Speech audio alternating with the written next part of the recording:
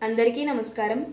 నరసింహని వంటి దొరను సంపాదించి కుమతి మానవులనే గొల్బజాల నెక్కువైశ్వర్యం బులియలేకున్నా బొట్టకు మాత్రము పోయరాదే ఘనముగాదిది నీకు కరవున భోషింప గష్టమెంతటి స్వల్ప కార్యమయ్యా పెట్టజాలక ఏల భిక్షమెత్తించెదు నన్ను బీదను చేసినావదేమి.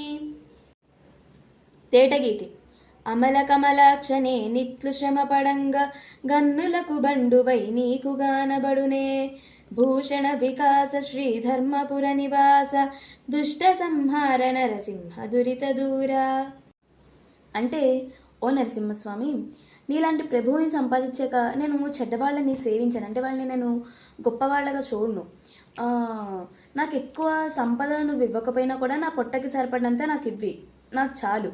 నన్ను పోషించడము, నాకు తిండి పెట్టడం నీకు పెద్ద కష్టమైన పని, నీకు అది గొప్ప పనేం కాదు, నీకు అది చిన్న పనే. నన్ను ఇలా దరిద్రుని చేసి నీకు కన్నుల పండగగా ఉందా? అంటే నీకు దానివల్ల ఆనందం వస్తుందా ఏంటి? ఇది ఈ పద్యం యొక్క భావం.